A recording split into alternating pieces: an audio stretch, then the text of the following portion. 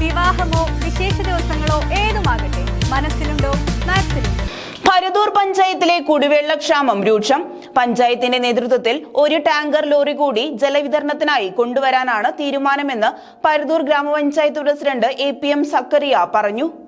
പരുതൂർ പഞ്ചായത്തിലെ കാരമ്പത്തൂർ, നാടപ്പറമ്പ്, അരണാത്തുപറമ്പ്, കിഴക്കുംചാൽ, കൊഴിക്കുന്നുംപാറ, നരിപ്പറ്റ തുടങ്ങിയ പ്രദേശങ്ങളിലാണ് കുടിവെള്ളക്ഷാമം അതിരൂക്ഷം. ജലവിതരണത്തിന് തൂതപ്പുഴ മുറിഞ്ഞായക്കടവിൽ ശേഷിക്കുന്നത് 2 ദിവസത്തെ വെള്ളം മാത്രമാണ്. നിലവിൽ പഞ്ചായത്തിന്റെ നേതൃത്വത്തിൽ മാർച്ച് 27 മുതൽ ടാങ്കർ ലോറിയിൽ ജലവിതരണം നടത്തിവരുന്നുണ്ട്. എന്നാൽ പുഴയിലെ വെള്ളം അതിവേഗം വറ്റിത്തുടങ്ങുന്നത് ജലവിതരണത്തിൽ വലിയ ആശങ്കയാണ് സൃഷ്ടിക്കുന്നത്.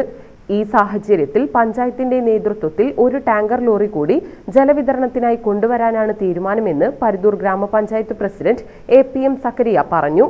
പുഴയിലെ താൽക്കാലിക തടയണകളിൽ വളരെ കുറച്ച് വെള്ളം മാത്രമാണ് അവശേഷിക്കുന്നതെന്നും കൊടും ചൂടിൽ ഇതും അതിവേഗം വറ്റുന്ന സ്ഥിതിയാണെന്നും കാഞ്ഞിരപ്പുഴ ഡാം തുറന്നത് ആശ്വാസകരമാണെന്നും ഡാമിൽ നിന്നുള്ള വെള്ളം എത്തിത്തുടങ്ങിയാൽ പ്രശ്നപരിഹാരമാകുമെന്നും അദ്ദേഹം കൂട്ടിച്ചേർത്തു. രൂക്ഷമായ കുടിവെള്ളക്ഷാമം ആയതുകൊണ്ട് തന്നെ ഒരു വണ്ടി കൂടി വെള്ളം വിതരണം ചെയ്യുന്നതിന് വേണ്ടി ഇടാൻ ഉദ്ദേശിക്കുന്നുണ്ട് എന്നുള്ളതാണ് ഈ സന്ദർഭത്തിൽ പറയാനുള്ളത്. മാത്രമല്ല, ഈ ചെറുകിട കുടിവെള്ളങ്ങളൊക്കെ തന്നെ, കുടിവെള്ള സ്കീമുകളൊക്കെ വറ്റിത്തുടങ്ങിയിട്ടുണ്ട് എന്നുള്ളതാണ് വളരെ പ്രധാനമായും നമ്മുടെ ആശങ്കയിലാക്കുന്നത്. അതിനോടൊപ്പം തന്നെ തൂതപ്പുഴ, പരുതൂർ പഞ്ചായത്തിൻ്റെ ഇരുവശവും പുഴയാണ്. ഒരു ഭാഗം ഭാരതപ്പുഴയും ഒരു ഭാഗം തൂതപ്പുഴയുമാണ്. എന്നിട്ടും ഈ രൂക്ഷത പരുതൂർ പഞ്ചായത്ത് അനുഭവിക്കുന്നു എന്നുള്ളത് വളരെ പ്രയാസകരം തന്നെയാണ്. തൂതപ്പുഴയിൽ 2 ദിവസത്തെ വെള്ളം വിതരണത്തിനുള്ള വെള്ളം മാത്രമാണ് അവിടെ മുറിഞ്ഞായക്കടവിൽ അവശേഷിക്കുന്നത്. കാഞ്ഞിരപ്പുഴ ഡാം തുറന്നിട്ടുണ്ട് എന്നാണ് ബന്ധപ്പെട്ടപ്പോൾ അറിയാൻ കഴിഞ്ഞത്.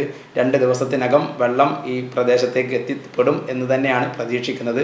അങ്ങനെ വന്നാൽ നമ്മുടെ നിലവിലുള്ള പ്രതിസന്ധി വലിയൊരു ആശ്വാസമാകും എന്ന് തന്നെയാണ് മനസ്സിലാക്കുന്നത്.